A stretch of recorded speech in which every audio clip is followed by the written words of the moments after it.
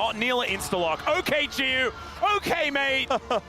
His signature pick. He's waited until the very last game. And that's an angry Tibbers who does, move out of the way.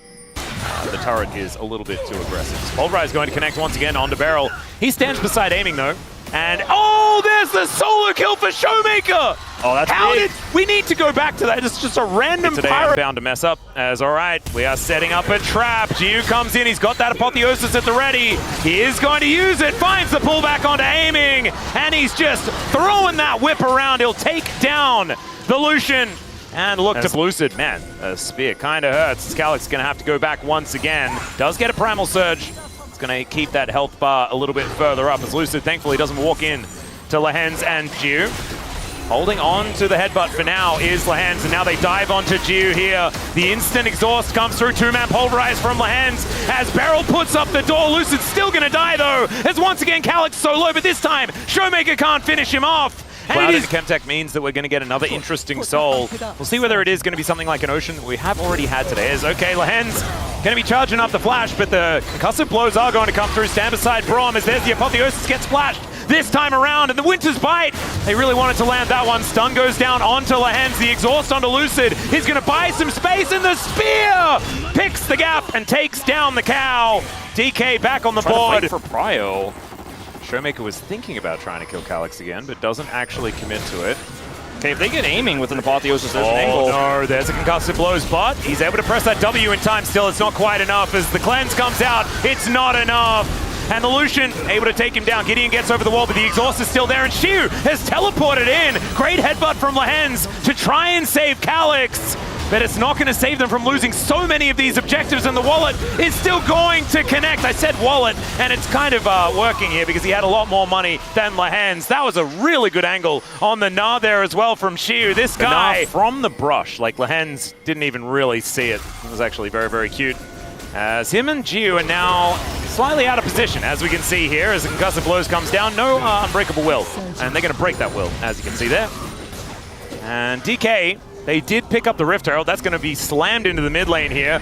Let's see whether Shiu can escape from this one. Gideon hopping forward. Speaking of hops, Shiu wants a target to hop onto, and he's not quite going to be... Oh, never mind! Never mind. Okay, never minding.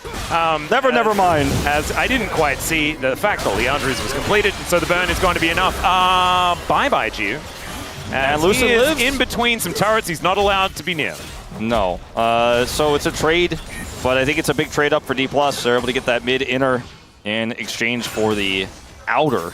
Or sorry, the mid-outer in exchange for the top outer. But still, big money. That's a more relevant turret.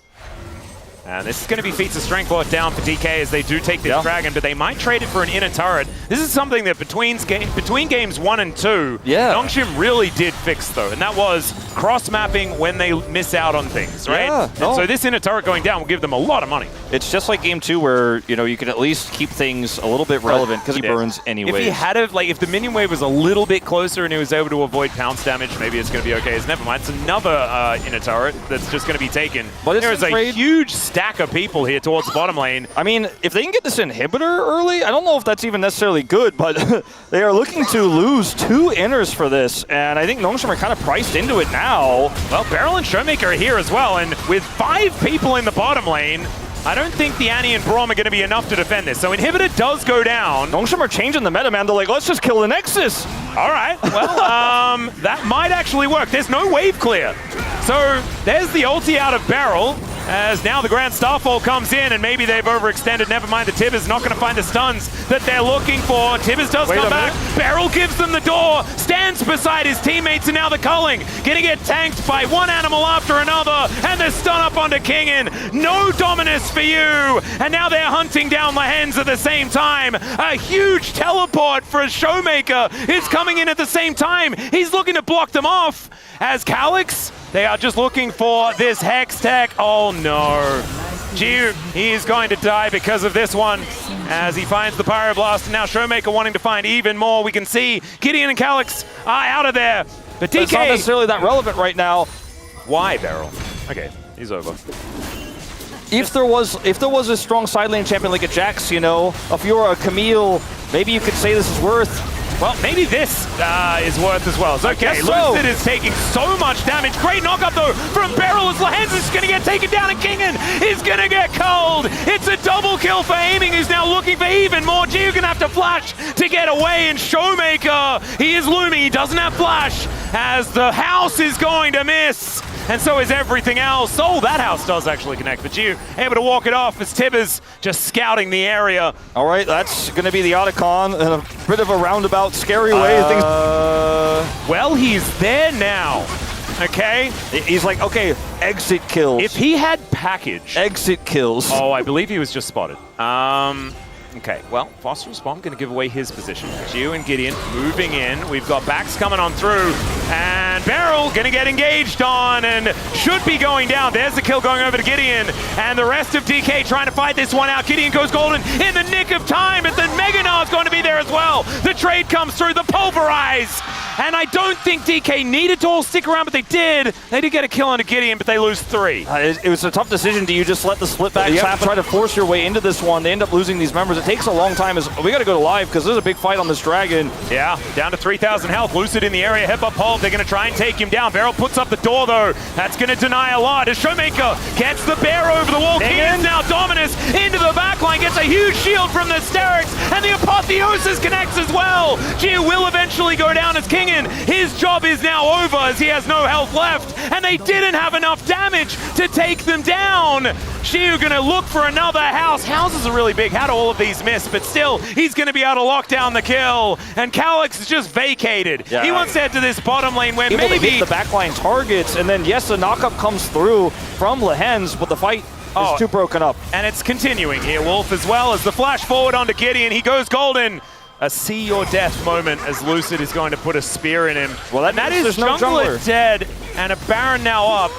What did Gideon mean by this? Well, since we came in pretty late, I'm not sure if we're ever going to know.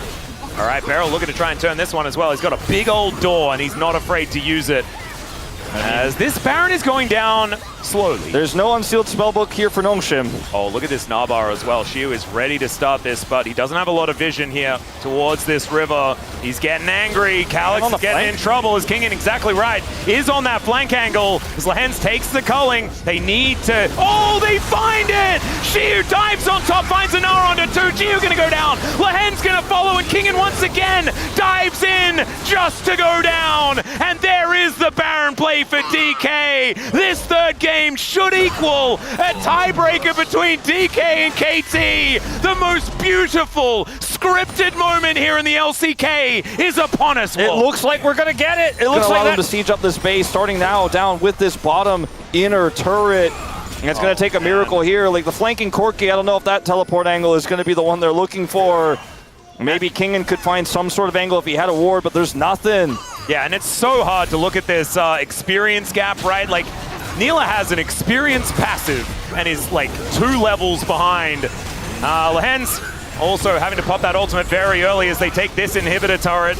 Inhibitor soon to follow. Bottom lane as well is fresh for the taking. Calyx finds a bit of damage with that big one as they deliver Kingen towards the backline. That's kind of where Kingen wants to be. Never mind, he doesn't want to be there. It is a lot of damage available here. Another culling tanked fully by Lehens, and he will go down. Aiming, just destroying his former teammate there towards the bottom side as Chiu's going rogue. The rest of the team are looking for an angle, but Chiu's just dead. This Gnar is doing so much work. Flashes forward. Gideon again going golden just to die immediately afterwards. And DK keep their hopes alive here in the LCK. It is tiebreaker time. Wednesday this week. Oh, I can't wait. This is exactly what we needed. I don't know whether we deserved it. I don't know whether it's